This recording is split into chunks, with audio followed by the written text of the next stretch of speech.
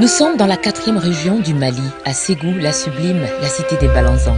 Il y a 3 ans, une merveille a été créée ici, une première au Mali, une école d'ingénierie primaire dénommée Fanga School. Bâtie sur une superficie de 1 hectare, l'école dispose de 6 filières purement techniques. Mais qu'est-ce qui a motivé la création de cette école particulière et qui en est l'initiateur? Fanga School est une école qui sort de l'ordinaire. C'est une école qui a associé les 2 techniques. L'ancienne technique qui est totalement basée sur le système bureaucrate. En cas où il ne sera pas recruté par les services gouvernementaux, l'étudiant part directement au chômage, ce qui pose énormément de problèmes à notre développement. Mais par contre, si on regarde le système Fanga School, qui a la technologie, aide beaucoup les enfants à être actifs pendant toute leur vie. En dehors de la technologie de l'école Fanga, nous faisons une éducation ici qu'on appelle l'initiation. L'initiation, c'est de donner la conscience et l'amour du pays à des enfants. Par exemple, je vais vous dire juste une phrase. Tous les enfants récitent chez nous: j'aime mon pays, je vais bâtir mon pays. Que ce soit moi ou une autre personne, je ne me fatiguerai jamais de bâtir mon pays. Ça veut dire que aujourd'hui, les enfants, dans leur cerveau, ils ne comptent pas sur une personne pour leur développement. Nous avons 6 filières ici. Nous avons l'agro-pastoral,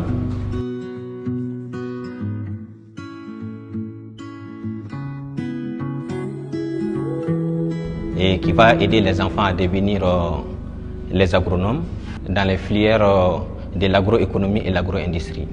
Par exemple, si nous regardons le Mali étant un pays qui a eu la chance d'avoir 1700 km du fleuve Niger, ce qui devrait faire le Mali un grenier d'Afrique. Et ce qui donne une puissance même à l'État et à la population. Mais aujourd'hui, si nous voyons que notre pays importe les denrées alimentaires, vous m'excusez, je dirais que c'est une honte pour notre pays. Nous avons la 2e filière qui est menuiserie métallique.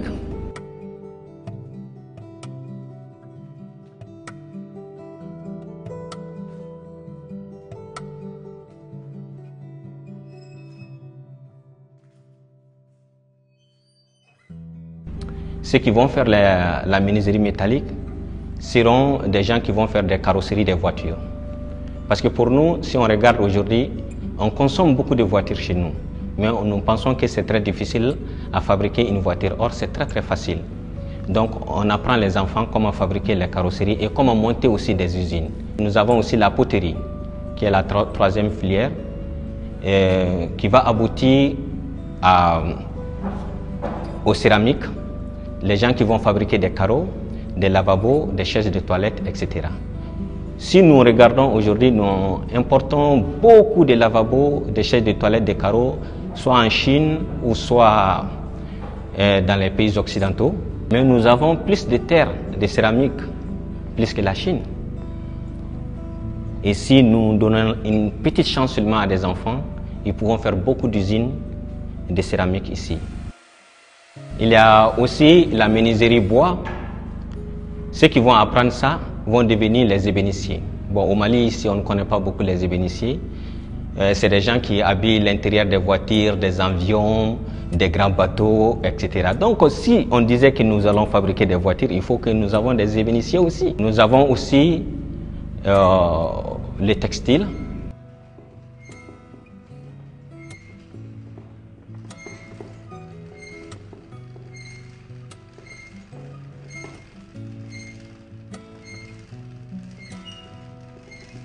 Parce que si on regarde, depuis très longtemps, les Maliens étaient des grands producteurs du textile. Mais avec le système scolaire que nous avons fait, nous avons perdu ce savoir-faire-là. Et nous avons aussi électromécanique chez nous. Électronique, ça c'est pour les smartphones, la radio, la télévision et le téléphone. Mais une fois que si tu finis de réparer, est-ce que ça va fonctionner? Oui. D'accord. Je suis sûre que ça va fonctionner. Tu es sûr que ça va fonctionner? Ah d'accord, je suis étonné alors. On va voir. Donc ça veut dire que tu connais le problème de ta radio. D'accord, il faut la mettre, on va voir. Ah, ça a marché.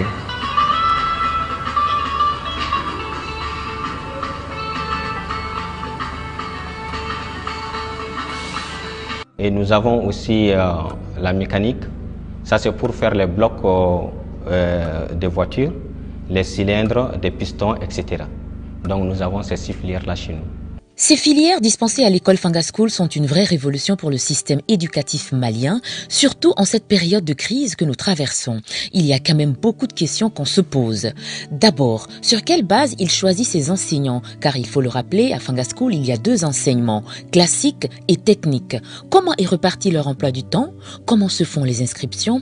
Le promoteur aime rappeler que Fanga School n'est pas une école commerciale, car il ne vit pas de ça. Il l'a créé par patriotisme et surtout pour le changement. Mais comment fait-il face aux charges de l'école?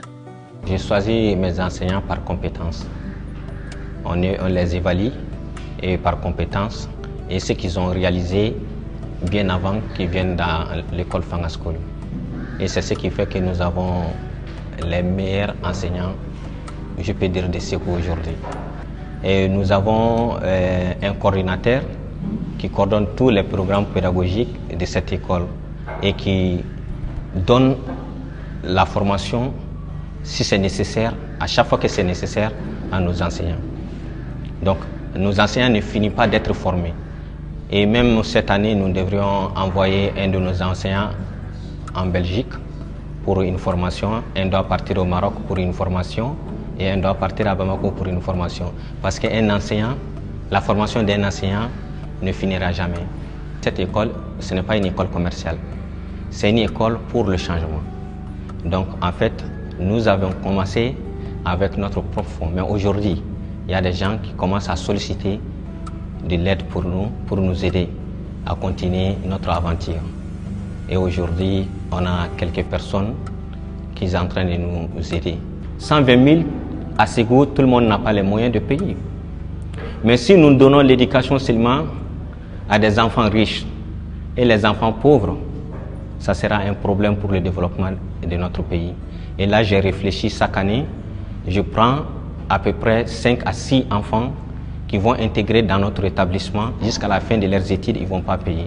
C'est les enfants déshérités. Une école technique, comme l'école Fanga School, on a 3 classes, nous avons 12 enseignants. Ce qui fait dire que les frais scolaires des enfants ne peuvent même pas payer un tiers de nos dépenses. Donc le reste, ça vient dans la poche du promoteur. Et ce qui est une grande difficulté, mais nous allons franchir. Mais aussi, nous achetons aussi beaucoup de matières premières pour pouvoir fabriquer les produits que les enfants expérimentent. Et là, cela ne doit pas être arrêté. C'est dans toute l'année. Et ces produits, ils coûtent très cher. Là aussi également, ça vient dans la poche du promoteur. Et ça c'est des difficultés que nous avons aujourd'hui. Quand on parle d'enfants, on parle bien évidemment de parents. Des parents qui ont eu confiance au système de Fanga School pour y inscrire leurs enfants. Quelques-uns d'entre eux nous témoignent leur motivation. Écoutons-les. Ce qui m'a motivé à inscrire mon enfant à l'école Fanga School, parce que j'ai vu l'offre que l'école a pour les enfants, l'offre de formation, et qui est accompagnée par des formations professionnelles, qui permet à l'enfant d'avoir déjà un métier. Je souhaite que mon enfant devienne un entrepreneur. Je suis le père de Fatma Mint Barbouchi, qui étudie dans cette école Fanga School. Le choix qui m'a motivé d'amener ma fille ici, on offre une formation technique de qualité aux enfants, donc qui est basée sur ce qu'on appelle l'ingénierie primaire. Maintenant, vous savez, la formation technique, à bas âge, l'enfant va être proactif et vraiment aller de l'avant. C'est différent de la formation qui est offerte par les autres écoles, parce que dans les autres écoles, c'est des formations théoriques. Maintenant, ici, l'enfant va suivre une formation technique en ingénierie, et ce qui va lui ouvrir vraiment beaucoup de portes dans l'avenir. Je suis un parent d'élève à l'école Fanga School ici. Ce qui m'a motivé à inscrire mon enfant à l'école Fanga School, le sérieux que vous pouvez constater dans tout ce qu'il fait, nous avons compris que nous, parents d'élèves, c'est une véritable opportunité pour nous, pour nos enfants, à les confier à la personne d'abord de Koulibaly et aussi à l'école Fanga School. L'équipe d'encadrement dépasse la dizaine, sans compter ceux qui s'occupent de la cuisine et tout ça. Et comparé à ce que nous cotisons comme frais de scolarité, c'est tout juste une contribution. Parce que l'équipe là, nous avons échangé avec eux, les parents d'élèves, l'encadrement, on tient souvent des réunions. Ils sont dans les meilleures conditions. De la première année, mon enfant fait la troisième année aujourd'hui, il y a un changement notoire chez lui. Entre lui et les autres enfants de la famille qui sont dans d'autres écoles, le niveau, son comportement quotidien, on sent que l'école Fanga School est en train de travailler ces enfants-là. C'est une merveille.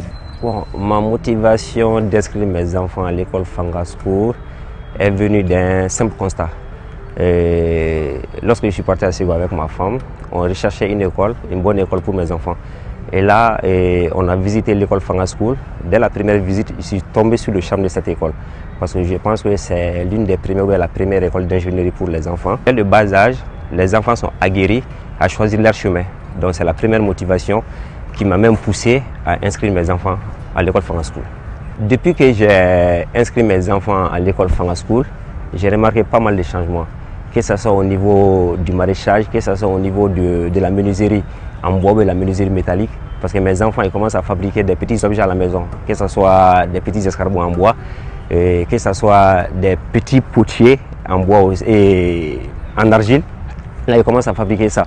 Et même mon deuxième garçon qui fait la première année, il commence à faire le repiquage avec moi. Ça, c'est du côté maraîchage. Donc, j'ai dit, ça, c'est extraordinaire. Et ces changements, je les ai observés au bout de seulement 6 mois. Imaginez à peine. 6 mois, ils commencent à faire des petits objets eux-mêmes sans l'aide de qui que ce soit, donc c'est fantastique. Comparaison n'est pas raison, mais de l'avis de cet étudiant de l'université de Ségou, Aboubacar Kanté, en licence 2 en agronomie, à la faculté d'agronomie et de la médecine animale de Ségou, écoutons-le.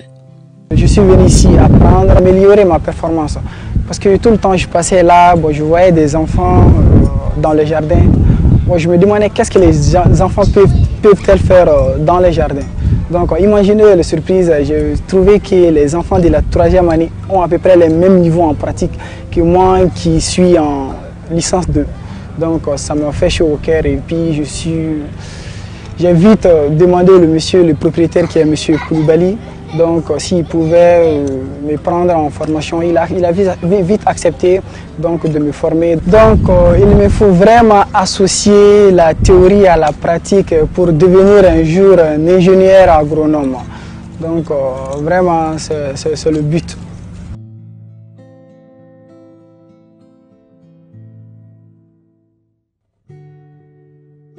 On quitte Ségou, direction Fintikila, à 45 km de Ségou pour voir la première école d'expérimentation de Fanga School que le promoteur avait construite en 2011. Toujours la main sur le cœur, à l'issue de son expérimentation, il l'a cédé à l'État pour que le village profite de l'école. Le directeur de l'école nous en parle. L'école a été créée vers 2011 avec l'aide de M. Koulibaly Solo. Historiquement, il venait se promener au bord du fleuve ici. Étant donné il a vu la situation du village, il s'est entretenu avec les villageois et il a essayé de les aider. C'est ce qui a créé l'école vers 2011. L'école compte 6 classes, de la première année à la 6e année. Et nous avons 128 élèves avec 5 enseignants. Parmi les enseignants, nous avons une seule femme aussi. L'école a été reconvertie en école publique en 2018 et je suis le premier directeur actuellement.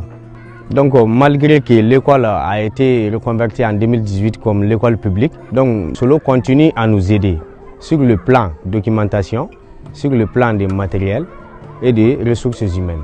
Avec l'expérimentation de Solo, les élèves sont en mesure maintenant de faire la menuiserie en bois, menuiserie en métallique, le jardinage et ils sont capables aussi de faire la couture. quand l'école est devenue étatique, il nous manque la clôture de la cour. Malgré les efforts de M. Koulibaly, donc nous demandons à l'État de nous fournir des manuels scolaires et nous demandons aussi de nous construire une direction et un magasin. Comme moi-même je suis directeur, mais ici il n'y a pas de direction. Et nous demandons aussi le logement des enseignants et nous fournir aussi des personnels d'encadrement. Quand M. Koulibaly avait l'école, et actuellement il y a une différence. La différence est qu'au temps de M. Koulibaly, les enfants étudiaient, mais vers la 6e année, ils vont dans le centre, ils vont étudier les métiers et pour venir exécuter ces métiers-là. Actuellement, quand l'école est devenue étatique maintenant, à partir de la 6e année, les enfants continuent vers la ville pour faire la 7e et la 8e année. Bon, le dernier mot que je l'adresse c'est tout pour tout le monde, surtout. Je commence d'abord à beaucoup remercier M. Koulibaly d'avoir fourni l'effort pour ces villages-là. Parce que moi-même, je suis un nouveau, je suis venu et j'ai vu les changements. Et tout ça, c'est grâce à M. Koulibaly. On le remercie sincèrement et on ne cessera jamais de le remercier. Et on demande à l'État encore de penser un peu à nous pour qu'on puisse compléter le reste de notre cycle ici.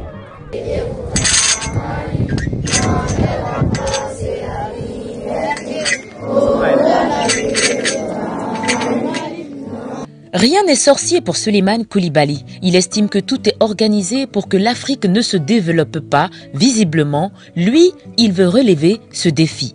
La preuve, nous allons procéder à la démonstration de la première fusée fabriquée par les élèves de la 3e année de Fanga School. Extraordinaire, non ?